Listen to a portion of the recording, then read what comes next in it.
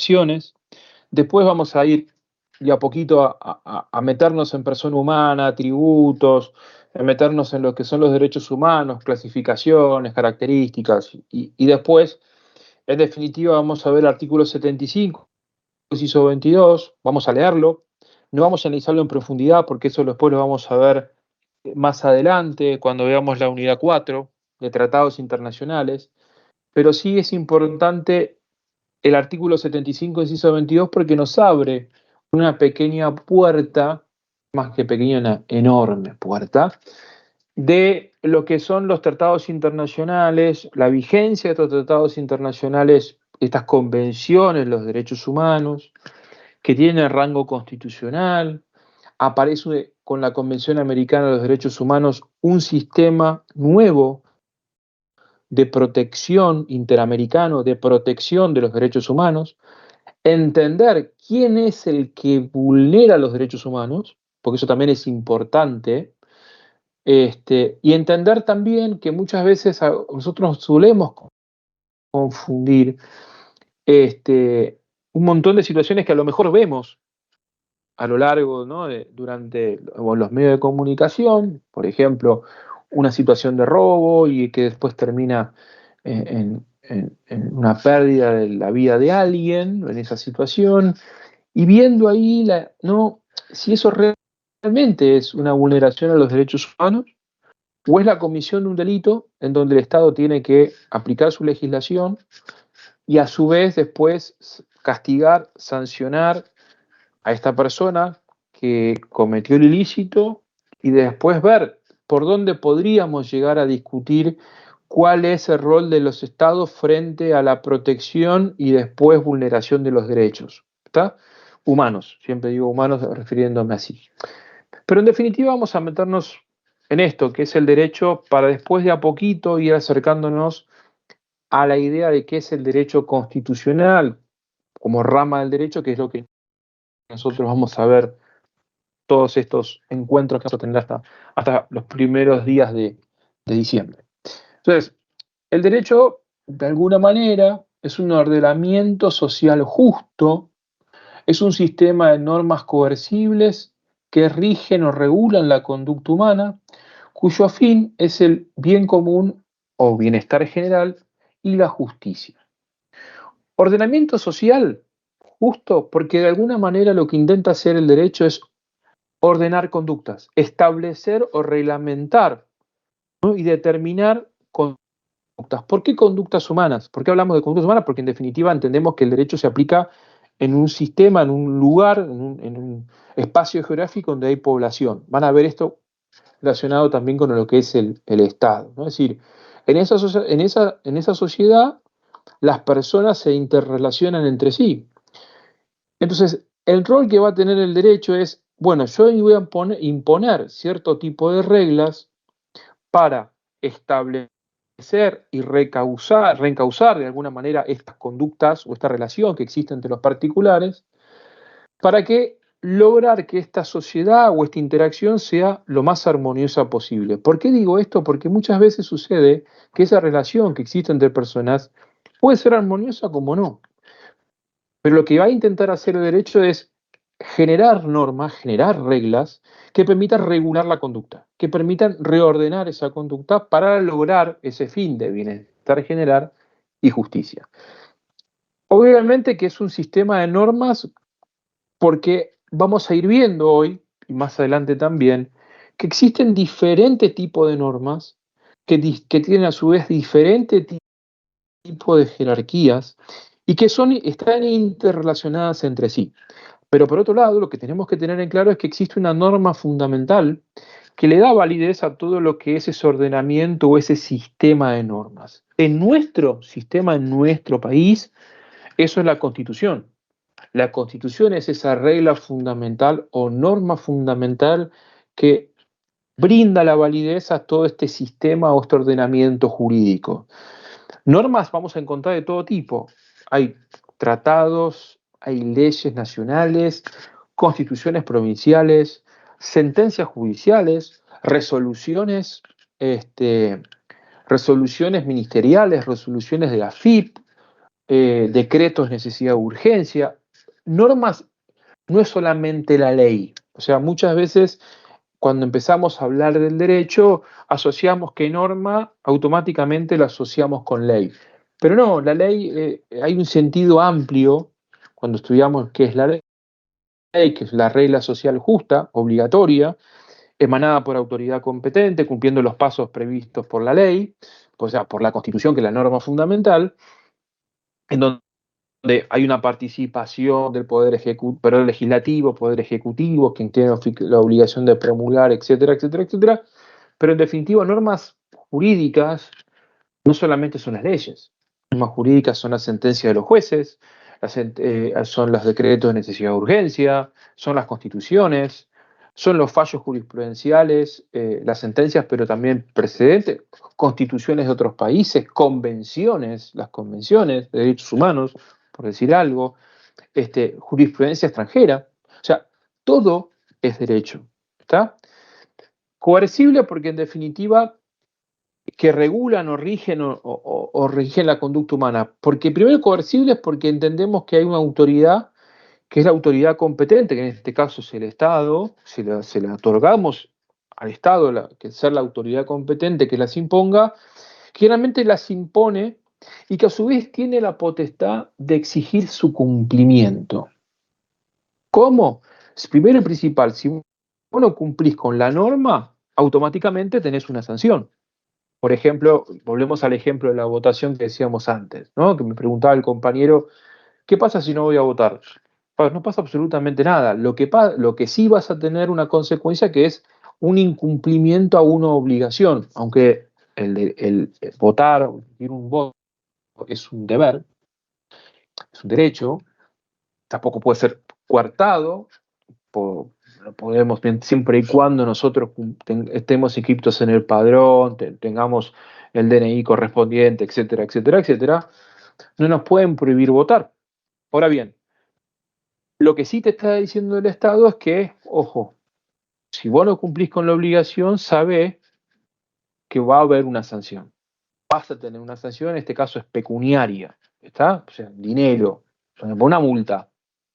Que a su vez también, obviamente, si esto es algo que es una acción que vos cometés y se va repitiendo a lo largo del tiempo, la sanción aumenta. ¿Está? En vez de ser 50 pasa a 100, y en vez de ser 100 pasa a 200, después 500 y así sucesivamente.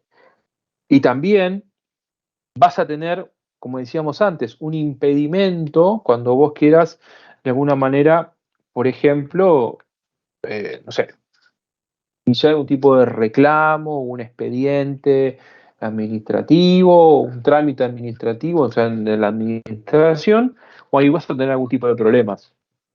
Vas a tener, porque va a surgir todo esto. ¿Tá? Es tampoco no ir a votar, incumplir con esta obligación, y obviamente esa fuerza que se le da al Estado, que es coercible y tiene la potestad de hacerlo y a su vez cumplir, lo tiene que ver con esto. A ver, vos no cumplís con la norma, yo te sanciono, pero también tengo la forma de que vos, de alguna manera, cumplas con la obligación y cumplas con la sanción, porque si vos tenés que hacer un trámite, el trámite no lo podés seguir, siempre y cuando vos no te regularices su situación pagando la multa, o sea, cumpliendo con la sanción correspondiente. ¿Está? Ahora bien, existen un montón de acepciones de lo que es la palabra derecho. Y ahí es interesante empezar a analizar esto, ¿no? Es decir, ahí aparece, ustedes van a ver el derecho objetivo, van a ver el derecho subjetivo, va a ver el derecho natural, positivo. No quiero confundirlos y tampoco quiero que esto se transforme en algo difícil de comprender. Yo quiero hacer lo más fácil posible para que ustedes se comprendan esto. Pero igualmente acá vamos a ir a las características que tiene el derecho para después meternos así a las acepciones y ahí vamos a ir de a poquito llegando a lo que es el derecho constitucional. Primero y principal, es imperativo, impone o ordena una determinada conducta, y sí, ¿no? Es decir, piensen ustedes que, por ejemplo, ¿qué pasa vamos a poner un ejemplo, ¿qué pasa con el Código Penal? ¿qué nos está diciendo? ¿Impone una determinada conducta? De alguna manera no. El Código Penal no impone conductas. Lo que te van a decir en un Código Penal, porque un Código Penal te dice no robarás, el Código Penal dice no matarás, ¿qué les parece? ¿Dice eso el Código Penal?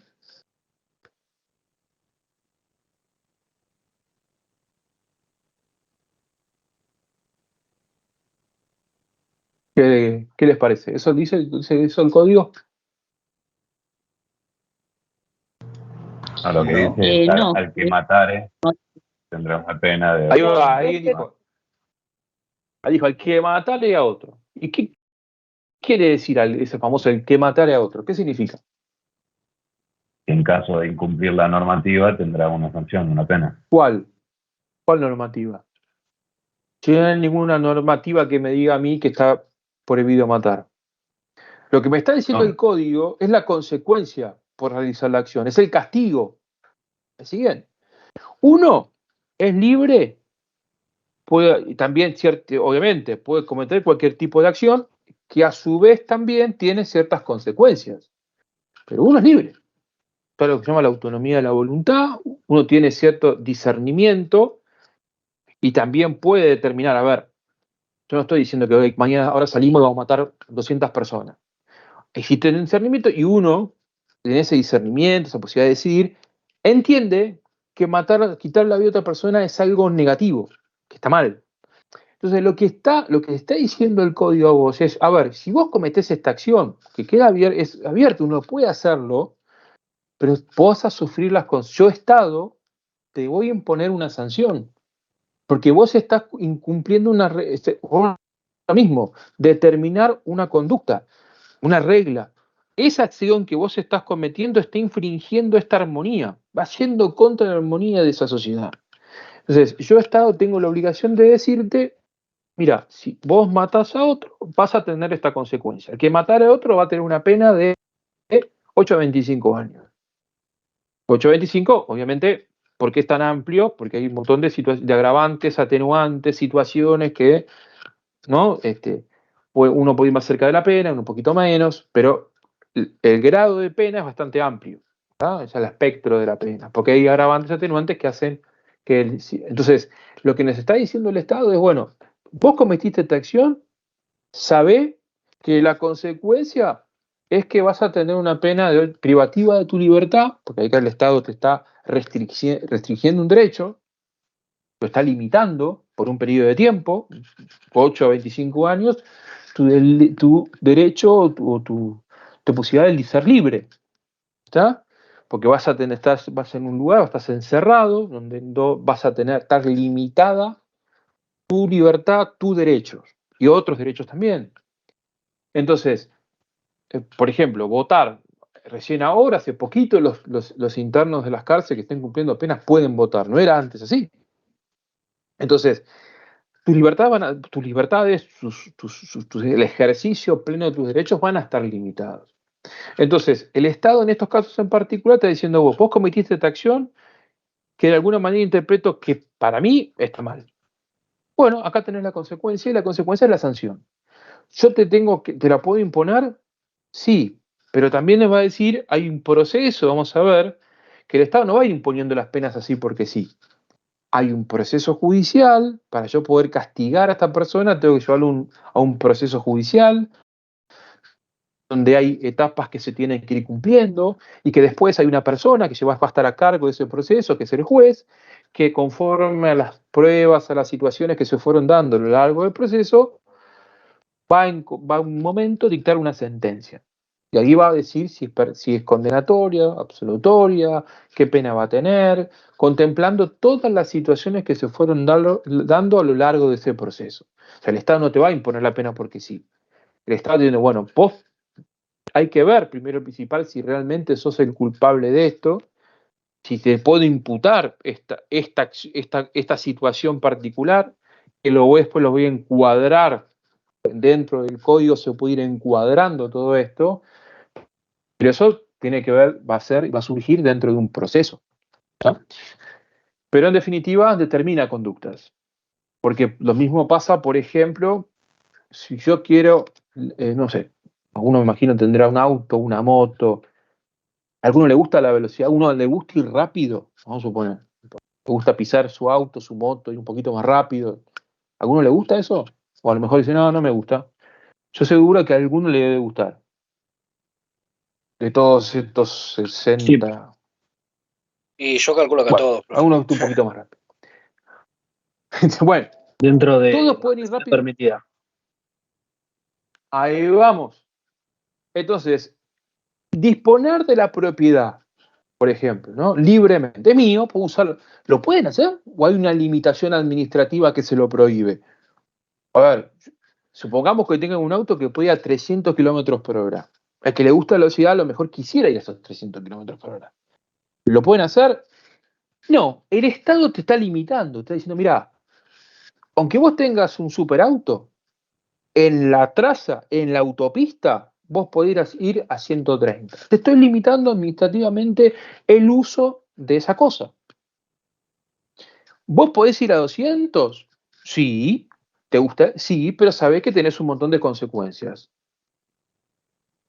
Lo mismo sucede con el cinturón de seguridad, ¿no? O sea, el cinturón, todos sabemos que está ahí, por algo está esa cuerda que aparece ahí, ¿no? Ese cinto que a veces parece molesto para hacer tipo de maniobras y demás. Está para algo, ¿no? Está comprobado que salva vidas. Ahora bien, el Estado te va a decir, bueno, ponételo. ¿Qué? Me lo quiero, ¿por qué lo tengo que poner? Si quiero no me lo pongo. Bueno, ahora bien, si el Estado te controla, bueno, hermano, y tenés la sanción, tenés la multa. ¿Pero por qué está? Y bueno, también está porque y supongamos que vos chocas, no tenés ninguna cobertura médica privada, vas al Estado.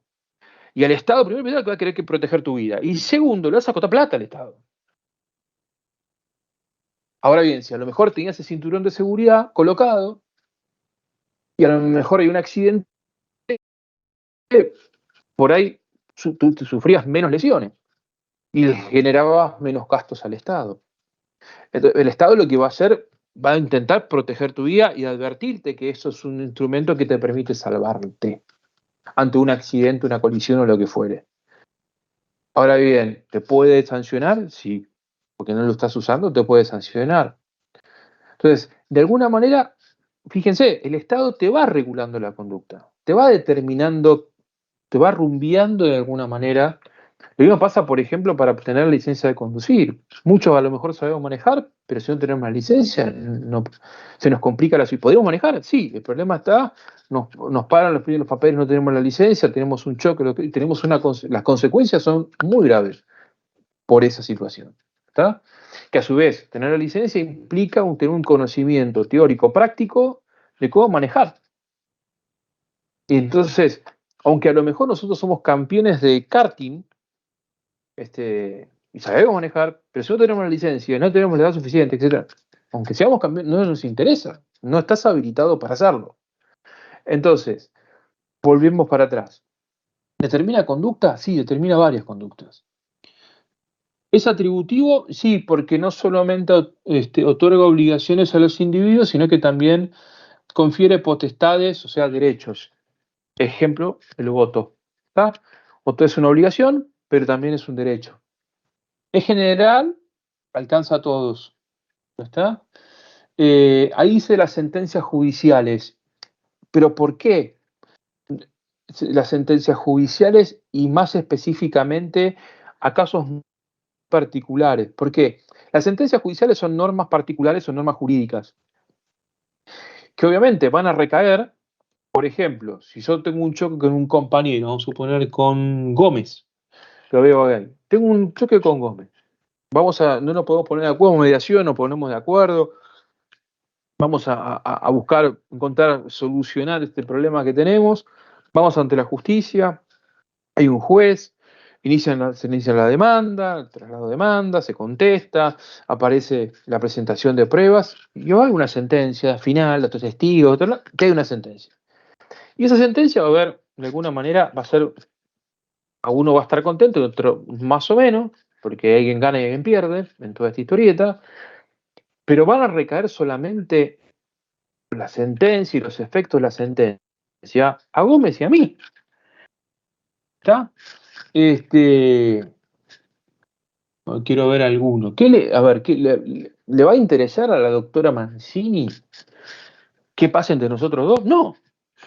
No le interesa, no, tampoco va a tener efectos jurídicos sobre la doctora Mancini, porque en realidad esa norma particular va a tener efecto en nosotros dos, que somos las partes que teníamos el conflicto y que lo llevamos ante la justicia para que el juez resuelva. Dejando de lado esas sentencias, todas las normas tienen carácter general. Todas. Por ejemplo, este decreto de la cuarentena que nos prohibía salir, etcétera. Bueno, era para todos. Habían excepciones siempre y cuando teníamos los permisos especiales para circular y demás. Pero si no, había que guardarse. ¿Está? ¿Es coercitivo? Bueno, el uso de la fuerza siempre se trasladó ese uso de fuerza al Estado. El uso de la fuerza en el sentido no de represión, de darle la potestad al Estado para que pueda imponer una norma y tenga los remedios suficientes para poder ejercerla y ejecutar la norma, y hacer cumplir la norma en caso de incumplimiento. Por ejemplo, no sé, si ahí hablamos de los impuestos, pagar los impuestos y si obviamente se están evadiendo, bueno, no sé, digo, algo así, había algo hipotético, ¿no? Cerrar el negocio, clausurarlo, lo que fuere, o que haya adulteración en las declaraciones juradas, la presentación de ganancias o lo que fuere. Bueno, en esas situaciones, ahí el Estado puede, en este caso, generar este tipo de acción para poder ejecutar la norma y obviamente que la otra parte cumpla, porque no cumplió. ¿Está? Es bilateral porque obliga a ambas partes, al Estado y al individuo, al cumplimiento.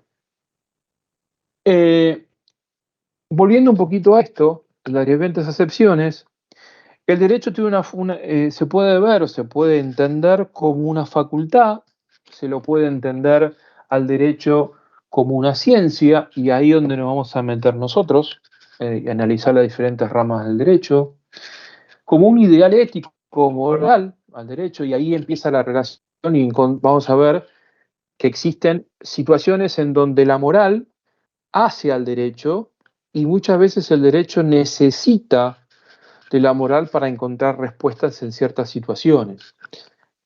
¿A qué voy con las respuestas? Es tan claro como esto. Tengo un caso donde tengo que resolver y el juez en la norma no puede encontrar una solución. Muchas veces los trabajos de los jueces es a lo mejor aplicar la ley, siendo como norma, y llevarla, esa aplicación al caso concreto y resolver. Pero muchas veces los jueces no suelen encontrar, o esa situación planteada está fuera de la norma, a lo mejor no la contempla la norma, ¿y cómo lo resuelvo? Bueno, ahí empieza a jugar los principios fundamentales, los valores de las personas, los derechos humanos, en donde ahí el juez va a tener que empezar a encontrar la respuesta ahí y no en la ley. Entonces, no solamente la ley es parte de todo un proceso, no la ley solamente, el derecho es un sistema de normas. Hay principios y valores éticos, morales, que el juez, que es el operador también, uno de los operadores jurídicos, porque estos son las partes, los abogados y demás, va a tomar para poder dar una respuesta. Porque en definitiva yo no puedo, como juez, decirle, miren señores, su situación no está contemplada en la ley, razón por la cual no puedo resolver. Yo voy ante la justicia y el juez tiene que encontrar la forma de resolver el caso que se le presenta, esté o no esté plasmado en la ley, en la Constitución o en donde fuere. El juez tiene el deber de encontrar respuestas porque es la función de la justicia. La función de la justicia es lo que se llama la función jurisdiccional. Aplicar la ley para resolver conflictos. Ahora bien, si no puede aplicar la ley, más que la ley es aplicar el derecho para resolver un conflicto. Y ahí es donde empiezan a jugar no solamente la ley, empiezan a jugar los principios, los valores, que los jueces que vamos a encontrar y tomar y existen en el derecho para resolver esas situaciones. Entonces, Después, al derecho como norma o sistema de normas. A partir de este análisis que nosotros encontramos, podemos dar ciertas clasificaciones, ¿no? Es decir, bueno, si nosotros tomamos el derecho como una facultad, aparece lo que van a ver por acá como derecho subjetivo. ¿Está? Puede definirse como un conjunto de facultades que una persona tiene para obrar lícitamente con el fin de conseguir que un bien asegurado que la otra parte actúe conforme a la ley. Chambías dice que Chambías es un autor de derecho civil, determina que en definitiva es una facultad que tienen las personas, cualquiera de nosotros, de exigir al otro el cumplimiento de la norma. ¿En qué situaciones cuando el otro no obra conforme a la ley? O sea, incumple con la norma. Por ejemplo, un contrato, ¿no? Si yo tengo un contrato en donde el contrato entendemos que es ley para las partes, donde hay por ejemplo, un inquilino, ¿no? Donde una persona es dueño de la casa y un inquilino, y tiene que pagar, se estipularon un contrato con las cláusulas y demás, y se estipuló que el pago es del 1 al 10. Entonces, de alguna manera, ¿qué pasa si obviamente la parte, el inquilino que tiene que entregar, para cumplir con la obligación, entregar del 1 al 10 el monto estipulado, no cumple? Bueno, también en los contratos existen cláusulas que existen lo que se llaman los intereses compensatorios en caso de mora, ¿no? Es decir, hay situaciones en donde ante la mora, es decir, supongamos que paga el 15, bueno, muchas veces de palabra, esos intereses compensatorios no se aplican. Si no hablas con el dueño y decís, bueno, mira, el propietario del inmueble, mira, no puedo, se me está complicando, pero sí puedo pagarte el 15. Puede ser, si no te pago lo que tengo hasta el 10 y te completo. Esas cosas puede haber, si hay una buena relación entre propietario e inquilino, que se puede conversar y de alguna manera cumplimos con la norma. Pero ¿qué pasa si el otro no cumple? No es decir, ¿qué herramientas tengo yo para poder defenderme? O sea, tengo la facultad de exigir al otro que cumpla con el deber ser, con la ley, con la norma, ¿está? Con lo que, de alguna manera, con el contrato que se firmó. Entonces yo voy ante la justicia, ante el juez, que es ese tercero imparcial, que va a decir, bueno, a ver, vos incumpliste, bueno, puede iniciarse, por ejemplo, un juicio de desalojo, o lo que fuera. Pero la idea de esto es que yo tengo la facultad de poder exigir al otro que cumpla con la norma, ¿verdad? Porque de alguna manera ambas partes, no importa sea que en este caso sea acreedor o deudor, deben cumplir con lo estipulado por la ley. Y ahí estipulado por la ley es el contrato. Esa ley para las partes, que transforman obligaciones, derechos y obligaciones tanto para el propietario como para el inquilino. Si nosotros Profe, tenemos y usamos, sí, sí, ¿quién habla? Sí, eh, ahí. Sí, digan, abre el perdón, micrófono. con Sí, respecto, sí. ahora sí puede, con respecto a, por ejemplo, el desalojo, que según leí en muchos contratos se estipula el segundo mes de incumplimiento, ¿eso está determinado por la ley o es algo que se establece en la jerga, digamos? No, a ver, se establece conforme a la ley, muchas veces hay que ver, después hay que analizar si los contratos se ajustan a la ley que los regula. Ahí lo que vos tenés, la ley para las partes es el contrato, que ese contrato debe adecuarse a lo que establece el código que a su vez regula todo ese tipo de contratos. Entonces, tampoco ese contrato puede ser abusivo o ir en contra de la ley madre, que es el Código Civil. ¿Está? Pero muchas veces, es más, los contratos se estipulan, por ejemplo, se puede fijar inclusive, también se fija el tribunal que va a regular, ¿no? Es decir, en caso de incumplimiento, se inician los daños de incumplimiento contractual en el tribunal tal. En el tribunal no, en los tribunales de la capital federal, por ejemplo. Bueno, eso sí. Entonces, esas situaciones también están estipuladas, muchas veces los contratos son contratos que están estipulados y son contratos como un contrato madre tipo que después se va modificando, ¿no? Es decir, un poco a disposición de las partes. Pero igualmente vuelvo a lo mismo. Todo lo que es derecho civil, bueno, si aprueban esta materia, lo van a ver en profundidad en derecho civil. Pero en definitiva, a lo que voy con esto es, muchas veces esa facultad que nosotros tenemos de que en definitiva lo que nosotros queremos es que el otro cumpla. Es lo que debería ser. ¿Está? Pero también es, bueno, ¿qué pasa si no cumple? Puede pasar. O sea, tranquilamente puede pasar. Entonces, bueno, entre esta idea es esto, la facultad, la posibilidad de exigir al otro. Después aparece lo que se denomina como ciencia. Bueno, ahí tenemos una división, ¿no? Es decir, una otra clasificación en derecho público y en derecho privado, ¿no? Es decir, y ahí nos vamos acercando un poquito más al derecho constitucional. Entonces, el derecho público se dedica a estudiar la relación que existe entre persona, o sea, nosotros, el ciudadano, persona, que habita un territorio argentino, vamos a ponerle, y qué relación tiene con la Constitución, con el Estado. Hay montones de esas relaciones. Primero y principal, la Constitución te va a fijar a vos, vamos a verlo más adelante, en la primera parte, una parte más bien dogmática, te va a enumerar los derechos. Y hoy vamos a ver un poquito de esto, ¿no? Es decir, los derechos humanos en la Constitución y demás. Enumera derechos civiles, a su vez qué relación yo tengo con el Estado, cómo puedo participar yo si somos un sistema representativo en la elección de nuestros representantes. Esas situaciones están contempladas en la Constitución. A su vez, ¿qué pasa o qué herramientas tengo yo en caso de que alguno de los derechos que están reconocidos en la Constitución, que a su vez el Estado los reguló, los estoy ejerciendo, pero a su vez el Estado o un particular me los vulnera? Porque me puede pasar.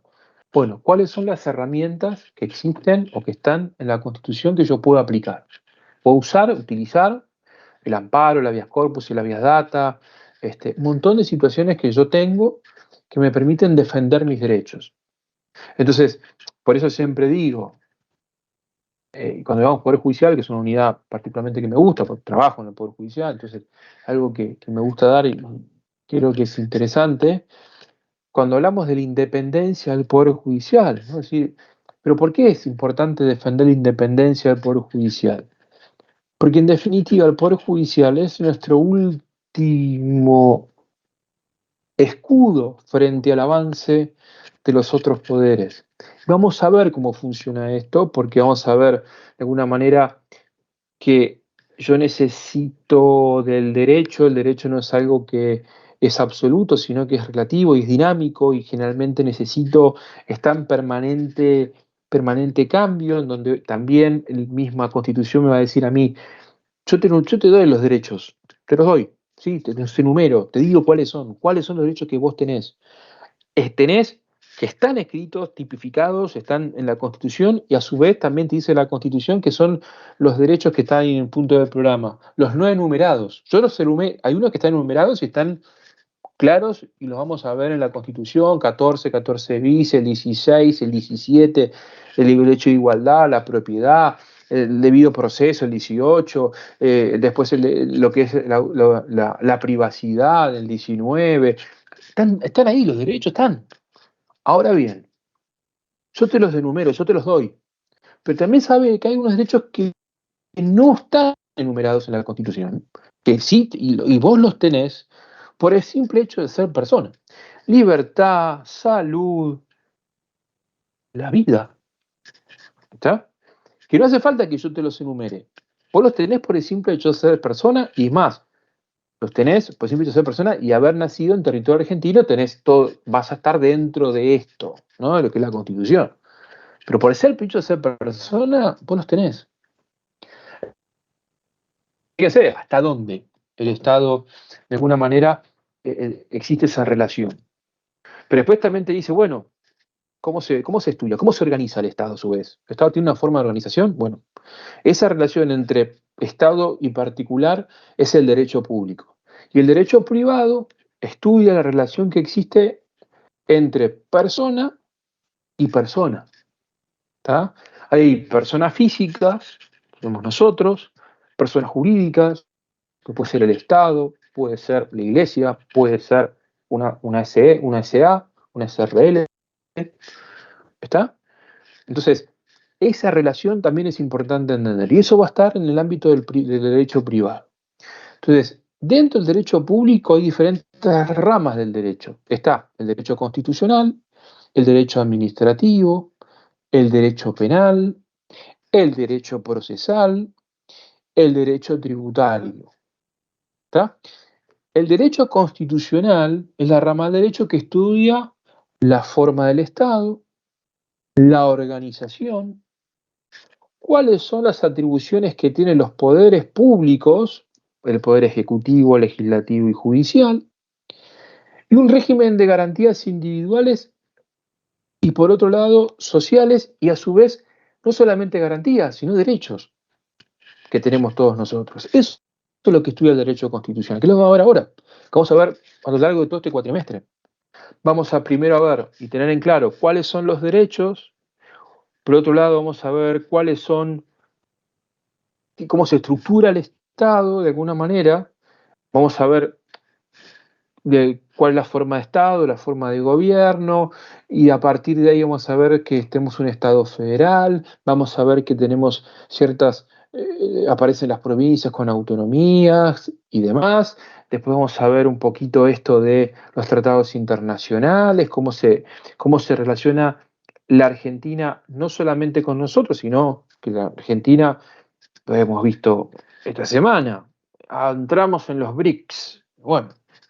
¿Qué es los BRICS? Bueno, es un grupo de economías emergentes, que algunos criticaron el ingreso, otros no, bueno, no importa. Entonces, dejando de lado todo eso, de alguna manera, cómo se relaciona el Estado argentino con otros estados, por otro lado, las organizaciones internacionales, cómo se relaciona el Estado argentino con el Fondo Monetario, cómo se relaciona el Estado argentino con el Vaticano, con la Santa Sede y demás.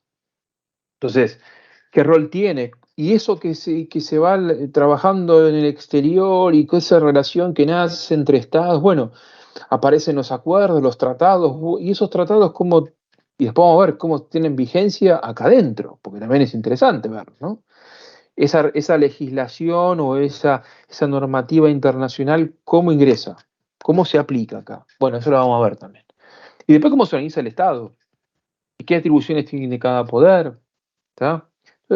Bueno, eso un poquito lo vamos a ir viendo. Después el derecho administrativo regula la organización y el funcionamiento de los servicios públicos, obviamente, y determina cuáles son los derechos y obligaciones que tienen los funcionarios, los funcionarios públicos. O sea, cómo se organiza los servicios, cómo se organiza la administración. ¿No? Si yo tengo que, no sé, tengo que abrir una empresa. Bueno, ¿qué es lo que tengo que hacer? ¿Qué permisos tengo que solicitar? Bueno, esas cuestiones también las trabaja el derecho administrativo. Eh, Generalmente, tanto la profe como yo somos profesores de derecho público, que se dan en otras carreras de la universidad, como puede ser, no sé, licenciado en Economía, Administración, dentro del Departamento de Económicas, que se da derecho público. Donde derecho público de alguna manera es una mixtura de derecho constitucional y derecho administrativo. Se ve gran parte de lo que ven ustedes, pero se agrega algunas cositas del derecho administrativo. Poquitas, pero algo se ve. Obviamente, después aparece el derecho penal como una rama del derecho que comprende y estudia y analiza las normas que regulan las conductas punibles, las conductas que en definitiva el legislador determinó que podrían ir en contra de esa armonía que intenta buscar ese bienestar general, que para el Estado y el legislador entiende que son punibles, que son delito, que son acciones que para que sean con delito entendidas como acciones con cierta intencionalidad, se denomina en derecho penal el dolo, ¿no? Con cierta intención de provocar un daño, de dañar al otro y demás. Entonces, el derecho penal estudia esto, ¿no? ¿Cuáles son esas conductas que para el legislador son consideradas delitos, en donde obviamente si uno las comete o realiza o ese tipo de acciones, el legislador va a determinar cuál será, pues son punibles, cuál será la pena que le corresponde. El derecho procesal va a estudiar el conjunto de normas o procesos que van a regular de qué manera yo voy a accionar ante la justicia, cómo es el proceso, procesales tienen con el proceso, cómo es el proceso para yo poder accionar ante la justicia. Es decir, yo, por ejemplo, para iniciar una demanda necesito tener una asistencia letrada, un abogado. ¿Está? Tengo un tiempo procesal que cumplir, se armen las pruebas, bueno, el periodo probatorio, una vez que se traba la litis, que en definitiva es la demanda, que a su vez existe una contestación, porque si me acusan de algo, yo puedo defenderme de esto, bueno, y arman el periodo probatorio, hay plazos para abrir el periodo probatorio, hay plazos para presentar determinadas pruebas, hay plazos para dictarse una sentencia, y aparecen los plazos razonables, la tutela judicial efectiva, que era un poquito hablar de eso en las convenciones. Entonces, eso tiene que ver con un poquito lo que estudia el derecho procesal. El derecho tributario va a determinar cómo establecer los diferentes tipos de recursos, en este caso los tributos, para obtener recursos para el Estado Nacional, en donde se va a establecer un hecho imponible, la materia imponible, la alícuota correspondiente, quién es el ciudadano que tiene que tributar, transformándose en contribuyentes, quienes no pueden tributar. Bueno, todo esto estudia el derecho tributario. El derecho civil, o sea, el derecho privado es la rama que estudia las relaciones entre personas, ¿está? De personas, o entre personas físicas y personas jurídicas. Y esa relación tiene que ver con el ámbito, puede ser patrimonial, puede ser el estado civil de la persona, puede ser, por ejemplo, el nombre de una persona, y a poquito vamos metiendo en esto de los derechos de qué es una persona y cuáles son sus atributos y demás. Por otro lado, regula las relaciones, regula los contratos, regula la forma de casarse, de qué manera, y cómo se disuelve esa sociedad conyugal, la posibilidad de formar familias, qué pasa si yo tengo algún tipo de inhabilidad, qué pasa después, ¿no? Porque hoy de este mundo y qué pasa con los derechos sucesorios, etcétera, etcétera, etcétera. Los contratos, ¿tá? Los derechos reales, todo está contemplado en el Código Civil, que lo van a ver más adelante. El derecho comercial es la que se encarga de regular la actividad de los comerciantes, qué es un acto de comercio, cuáles son los comerciantes, etcétera, etcétera, etcétera, y cuáles son las relaciones que existen entre los comerciantes. Bien, entonces, después aparece el derecho laboral, también dentro del derecho privado, pero también el derecho laboral me gusta colocarlo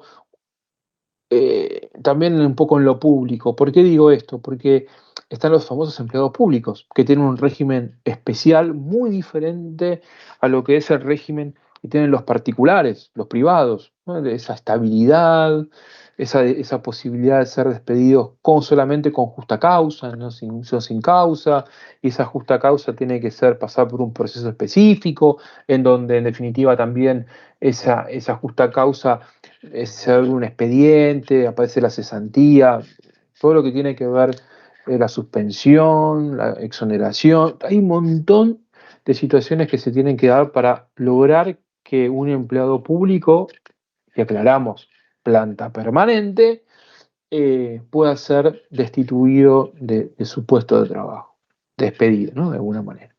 Pero entonces de alguna manera el empleado público tiene un régimen muy particular y muy especial que es muy diferente a lo que es el régimen de lo que es el privado.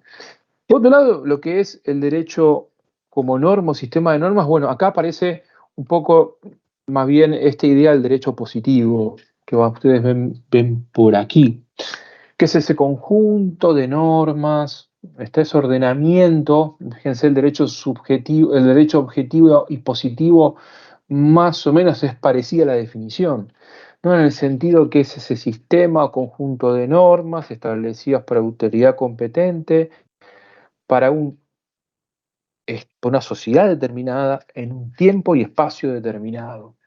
¿Por qué digo esto? Porque no es lo mismo, vamos a poner, digo siempre doy este ejemplo para que ustedes comprendan.